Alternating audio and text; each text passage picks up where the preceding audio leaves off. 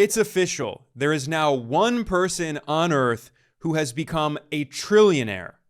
This June, Forbes declared that Elon Musk has become the first trillionaire in human history. And this came after his company SpaceX held its IPO, its initial public offering, in which it sold only 4% of its shares to the public, and Elon Musk owns around 40% of the company. Now, it's very difficult to wrap your mind around just how insanely large 1 trillion is. If you were to try to visualize how big $1 trillion is by stacking up $100 bills, it would be the size of a soccer field or a football field, as most people around the world call it. And today I'm going to be explaining how the oligarchs who have this much wealth have taken over the US government.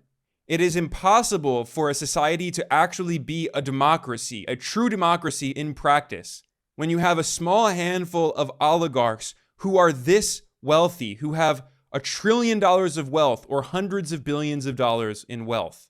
What happens is that these oligarchs buy off politicians, whether it's through illegal means like bribery or through legal means by flooding elections with many billions of dollars.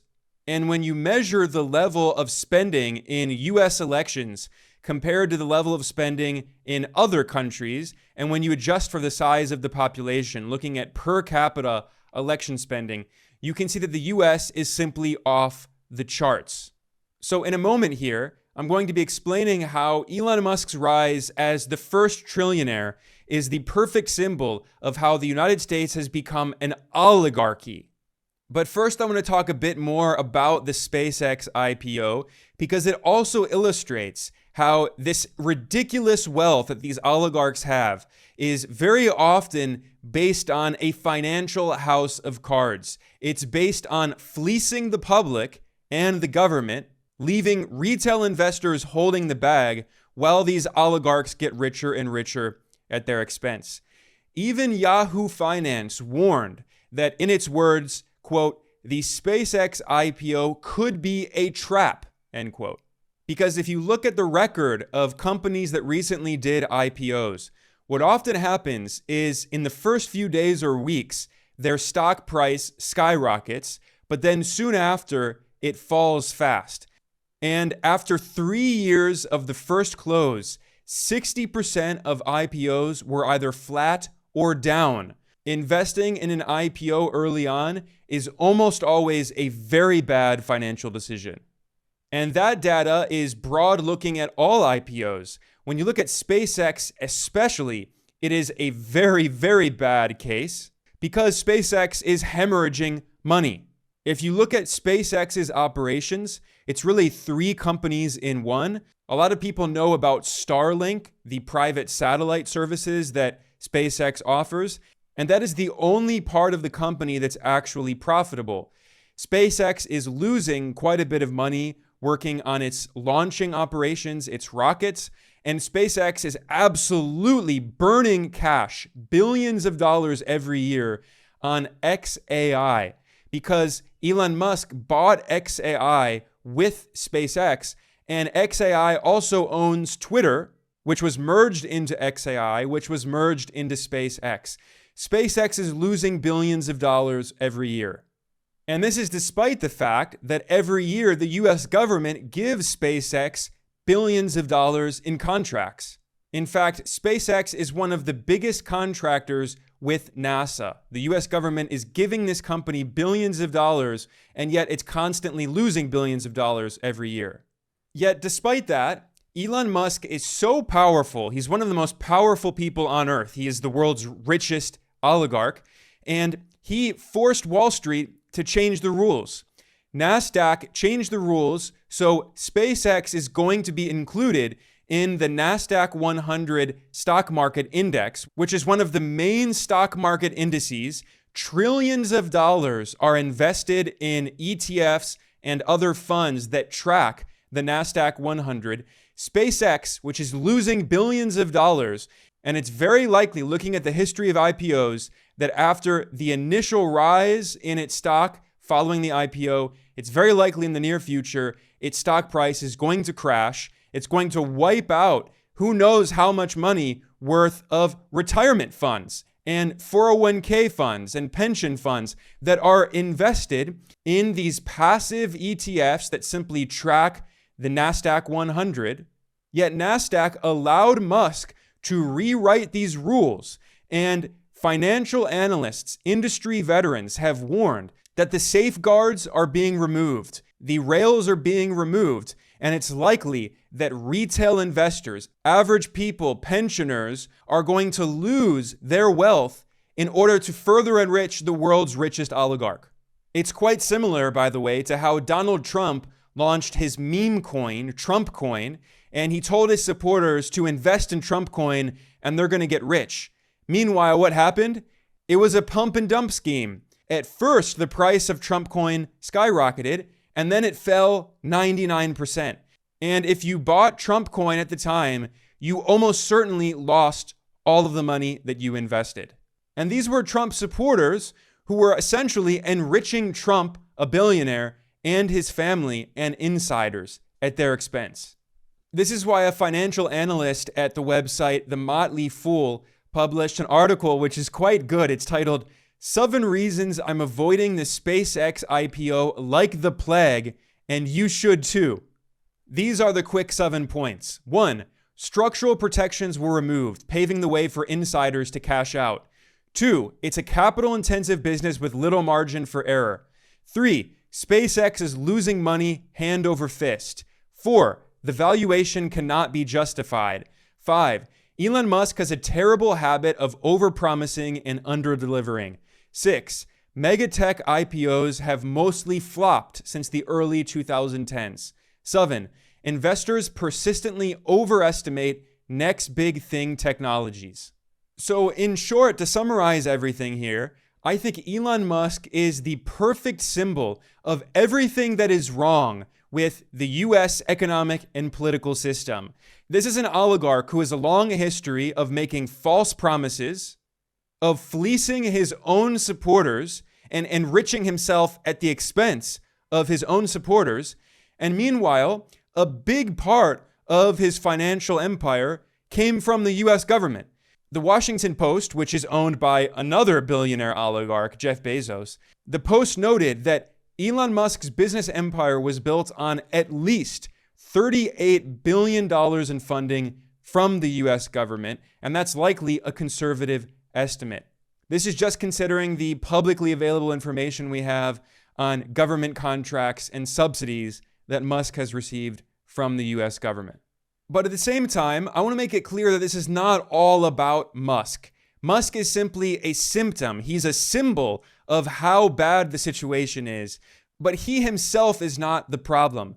The problem is the US system itself is an oligarchy. It is this extremely deregulated, financialized capitalism and imperialism, which we don't have time to get into today. But this system has concentrated so much wealth in such a few hands.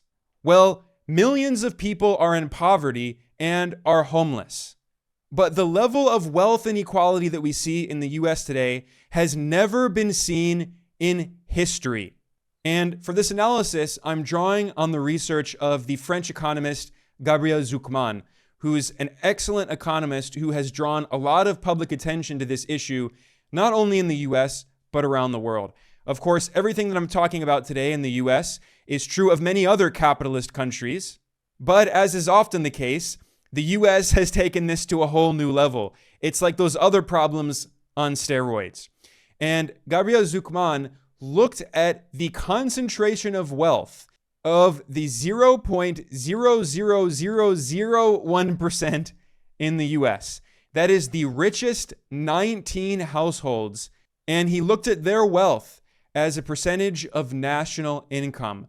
And it is now nearly 14%, which is way higher than at any other moment in the history of the United States.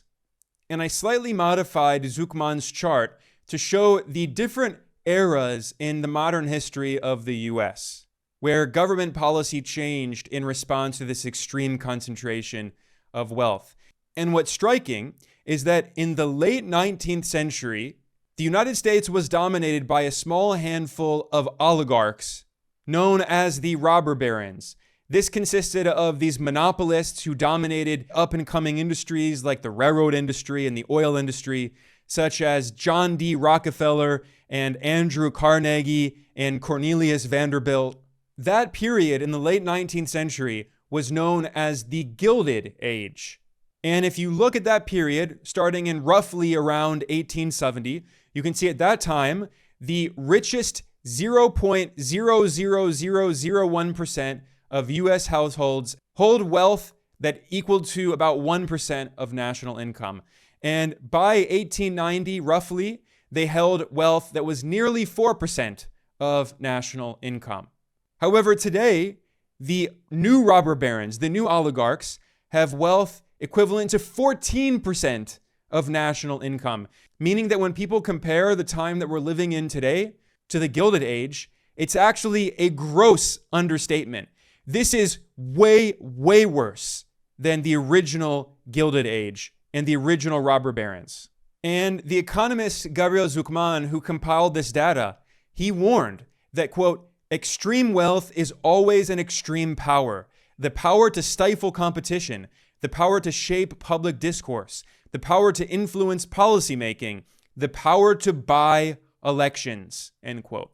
I briefly mentioned this earlier, but I need to emphasize that all of the data demonstrate that the US is an oligarchy, even more so than other Western capitalist countries, because certainly there's a problem with billionaire oligarchs in other countries buying elections. But when you look at the amount of money spent in US elections per capita, adjusting for the size of the population, the US is just at a whole new level. Every 2 or 4 years when elections are held in the US, billionaires and large corporations now spend tens of billions of dollars buying off politicians. And the reason that they do this is because it's extremely successful. If you look at data on the top spending candidates running for Congress, you can see that almost all of the candidates who spend more money win the election. In the case of the Senate, candidates with more funding win 80% of the time. In the House, candidates with more funding win 90% of the time. So again, by definition, this is not a democracy. This is an oligarchy. And academics have done peer-reviewed scientific research showing quantitatively that the US public has no influence on government decisions, on policies. Those policies are determined by large economic interests, by big corporations and billionaire oligarchs. In fact, can you guess who was the biggest spender in the 2024 elections in the US? None other than Elon Musk, the world's richest oligarch, the first trillionaire in history. In the 2024 election, Musk spent $288 million funding Donald Trump's campaign and the campaign of many other politicians, mostly right-wing, pro-corporate politicians. And this is why Trump rewarded Musk by incorporating him into his administration. At first, Musk was running the so-called DOGE, the Department of Government Efficiency, which was a complete failure. But Musk was constantly giving press conferences at the White House. And even though Trump and Musk had a falling out and they were publicly criticizing each other, they soon made up. And Musk is still constantly working with Trump, traveling with Trump. In fact, when Trump went to China, he was joined on the plane, on Air Force One, by Musk and also by the CEO of NVIDIA, Jensen Huang. So the US president got off the plane with the world's richest oligarch, the first trillionaire, Elon Musk. And then when Trump went and met with Chinese officials, he was joined by Musk and some other powerful billionaire, centibillionaire oligarchs who are the CEOs of major US corporations. Because again, these are the people who actually run the US government. The US government is not a democracy. Government policy is not made for average people, for working people. It's made for this trillionaire and these billionaires or centibillionaires. And these oligarchs are buying up everything. I already mentioned that the Washington Post is owned by Jeff Bezos, who founded Amazon, one of the other richest billionaires. But another major right-wing billionaire, Larry Ellison, is buying up all of the other major media outlets in the US. Ellison founded the tech corporation Oracle, and it's not a coincidence that after the US government threatened to ban TikTok and then forced TikTok's Chinese parent company to sell it to a consortium of US investors, the leader of that consortium was the billionaire oligarch Ellison and his company Oracle. And now Oracle controls the algorithm for TikTok in the US, and it censors information that the US government doesn't like and billionaire oligarchs don't like. Moreover, the Ellison family runs Paramount Skydance, the media corporation.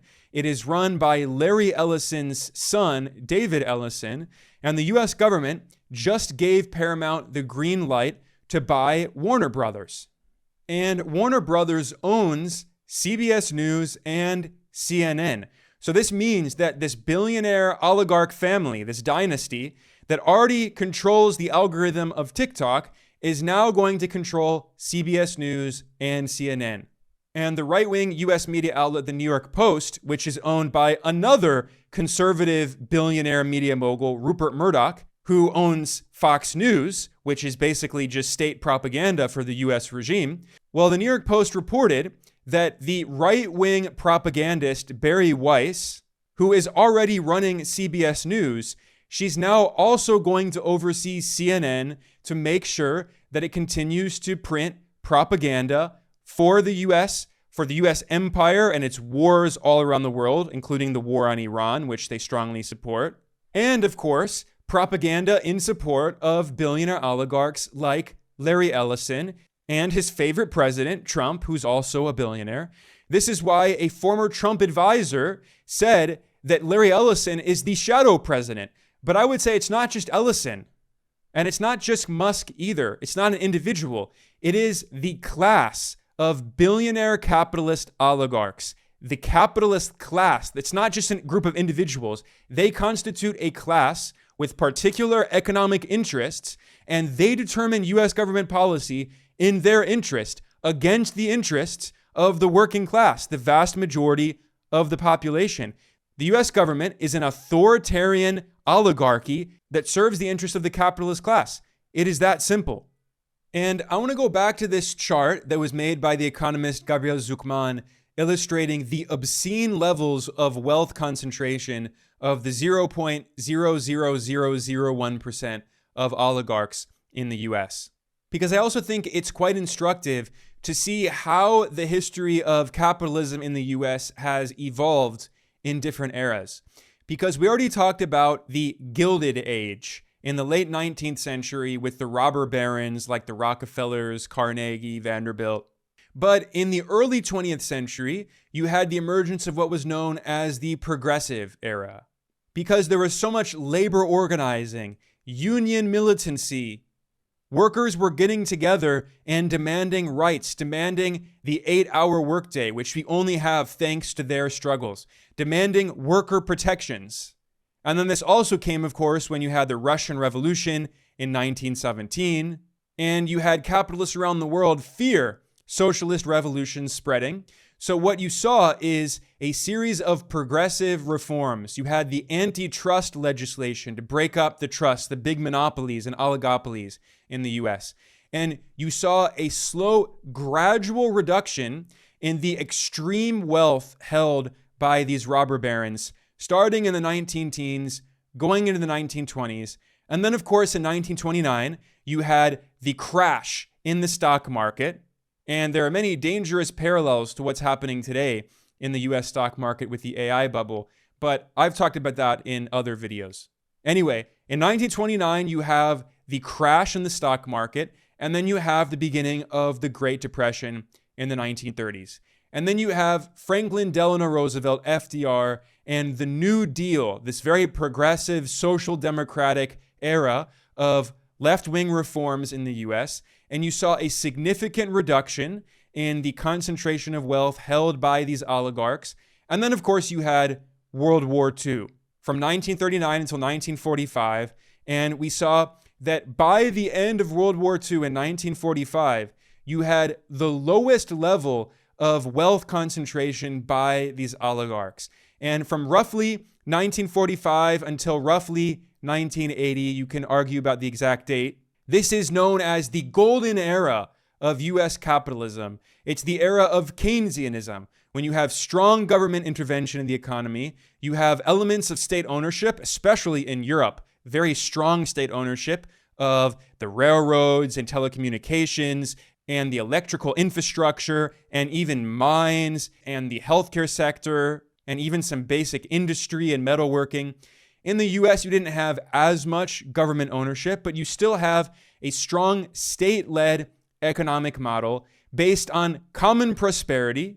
And throughout this period, you had very low levels of wealth inequality, at least compared to today. And it's not a coincidence that this so-called golden era of Keynesian capitalism coincided with the highest ever tax rates on the rich in the US. If you look at the highest marginal income tax rate, and this is just income tax, we're not talking about wealth tax, because rich people hold most of their wealth in assets by owning assets and then receiving capital gains. But anyway, even if we're focusing on income, you can see that in the 1940s, in 1944, during World War II, the highest marginal income tax rate peaked at 94%. 94%. And then even after the war, throughout the 1950s, the highest marginal income tax rate was around 91 or 92%, well into the 1960s. And then in the 60s, you had massive tax cuts down to around 70%. And then finally, you have the rise of Ronald Reagan in the 80s. And you have, ever since then, the marginal tax rate has fallen quite dramatically. And at the same time, we've actually seen an increasing tax burden on working people. So if you look at the US income tax and you separate capital income, that's the income you receive from your ownership of assets like dividends on stocks, or capital gains you get when you buy a stock at $100 and it increases to $200, you made $100 in capital gains. And what we've seen over time is that the tax rate on capital income in the US has fallen ever since the 1960s. It peaked in the 1940s, 50s, and 60s, this golden era of Keynesian capitalism. And ever since then, the tax rate on capital has fallen while the tax rate on labor has increased. So the US government has moved the tax burden off of the rich, off of the capitalists, onto the working class, which is the exact opposite of how it should be. Capital income is not earned income. You're not actually working. You're simply making money because you're rich and you own assets. But that taxation on unearned income has been falling, while taxation of earned income has been increasing. And to be fair, I know I'm talking a lot about the United States today because the US is the most extreme example of this problem. But like I said, this is a problem that we see in many countries. And a big issue that especially the economist Gabriel Zucman has focused on a lot is that billionaires all around the world don't pay taxes because they're so rich that they have so many ways to find loopholes and to avoid paying taxes. So even if you look at European countries that have a history of social democracy, much of that has been eroded in recent years. But still, if you look at places like France and the Netherlands, they have a higher average tax rate of 40 to 50%, but billionaires pay half of that. They pay much, much lower because they use offshore tax shelters, because they don't actually report income. Instead, they claim they don't make any income, when in reality, they own many billions of dollars in wealth. It's all completely absurd, but governments allow these loopholes because these capitalist governments serve the interests of these capitalist oligarchs. So this brings us back to this chart showing the different eras of the evolution of US capitalism and wealth concentration. And you can see that with the rise of neoliberalism, with free market fundamentalism, with Margaret Thatcher in the UK and Ronald Reagan in the US, in the 1980s, you start seeing the wealth concentration of these rich elites massively increase. until in 2000 you have the dot-com bubble, and that bubble did pop, but we're in a similar situation today. The AI bubble has so many parallels to the dot-com bubble. But anyway, the dot-com bubble burst, and you saw a slight decrease in that extreme level of wealth concentration. And then it continued until the 2008 financial crisis that was caused by Wall Street, that was caused by these oligarchs, and that financial crisis spread to several other countries. And ever since then, we've seen an explosion in the wealth concentration of the 0.00001% in the US. And this coincides with what people call the everything bubble. It also coincides with the US government policy, the Federal Reserve policy of quantitative easing. And neoliberal economists love to claim that quantitative easing, QE, did not lead to significant inflation, as critics warned that it would, but that's because they're measuring the wrong kind of inflation. It didn't lead to significant consumer price inflation because average consumers were not actually benefiting from all of this money that was printed when the Federal Reserve was buying mortgage-backed securities and treasuries and flooding the financial system with all of this excess liquidity. Where did that money go? It went into inflating financial assets. It led to massive asset price inflation, not consumer price inflation, which made these rich oligarchs even richer. So again, we see how the oligarchic US regime just massively inflated the wealth of these oligarchs who have become so obscenely wealthy and so powerful that they make the robber barons of the Gilded Age look like beggars living in the street. And this brings us into an era that the economist Yanis Varoufakis has called technofeudalism. Or even before him, back in 2012, the economist Michael Hudson, who's a friend of the show, was already warning about the rise of neofeudalism. That was in 2012. The situation has gotten so much worse since then. But Yanis Varoufakis' book, Technofeudalism, was published in 2023, and it did popularize this idea. And I know there's a debate about whether it should be called technofeudalism or simply capitalism, that this is simply the direction that capitalism has inevitably evolved in as it's become more and more monopolized. I'm not really that interested in that debate. I think many people on both sides of the debate agree on most things. Regardless of what you want to call it, whether you want to call it extreme monopoly capitalism, because there were already economists like Paul Sweezy warning back in the 60s of monopoly capitalism.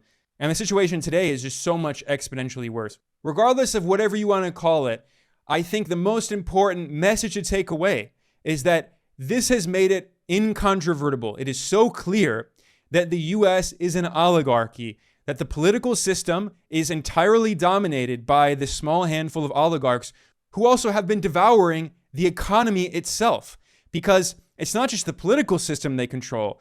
The economy is being destroyed, devoured by these monopolistic big tech corporations. And nowhere is that clearer than in the rise of artificial intelligence.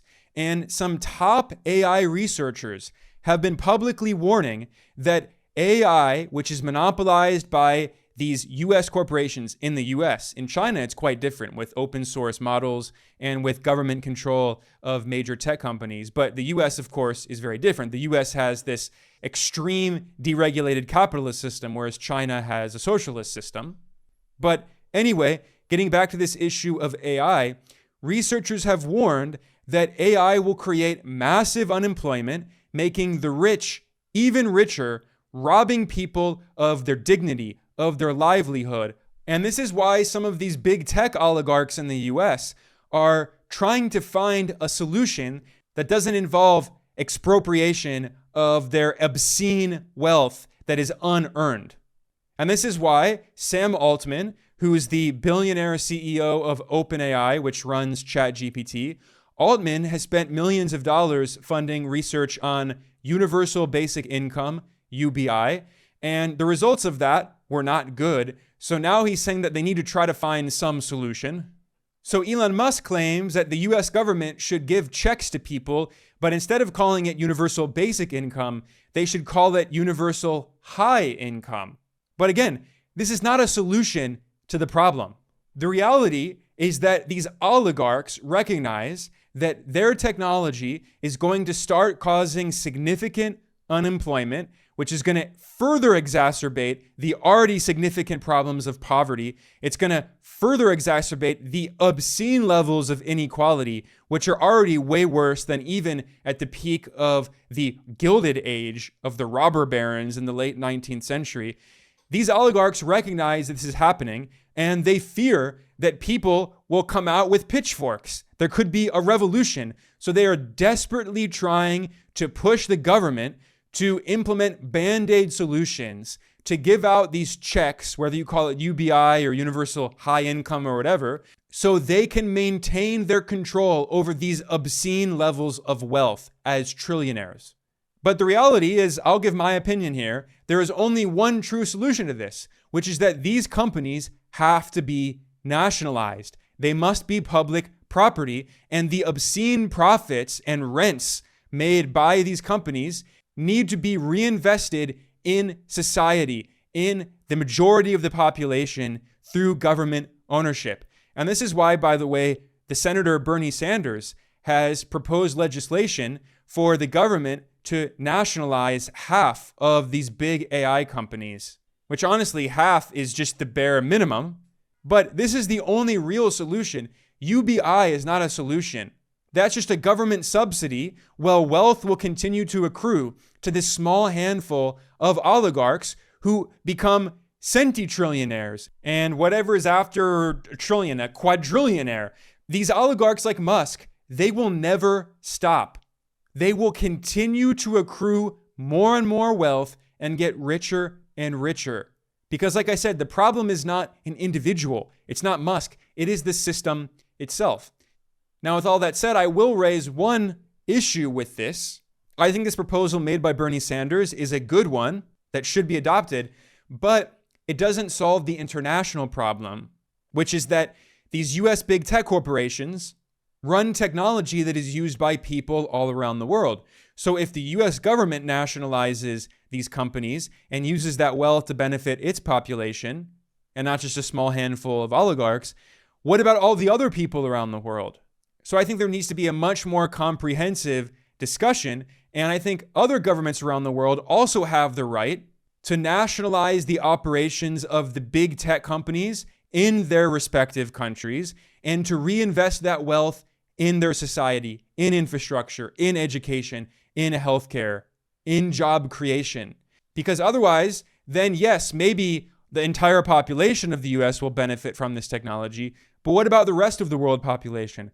The US is only 5% of the world. There's 95% out there.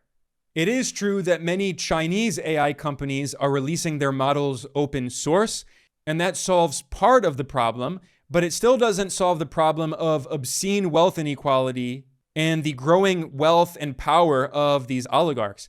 Of course, China has a different socialist system, and the Chinese government does not allow these big business interests and even these billionaires to have any political power. That's one of the defining characteristics of the Chinese socialist system. It does have a domestic market economy. It's a socialist market economy. But Chinese billionaires have no political power, and anytime they try to challenge state policy, they face very severe consequences, as Jack Ma learned. But that's a complex topic I don't have time to get into. If you want to learn more about how China's system works, we have multiple videos about that. On that note, I'm going to conclude. There's so much more I could say. This is a very complex topic, but I've already gone on long enough today.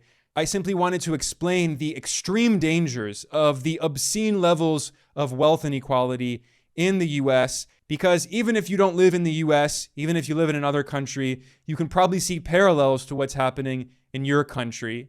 And there needs to be a global discussion about how these issues can be solved, because they are some of the biggest problems of our time. I am Ben Norton. I'm the editor-in-chief of Geopolitical Economy Report. I want to thank everyone for joining me today. Please like and subscribe. Please share this. I will see you all next time.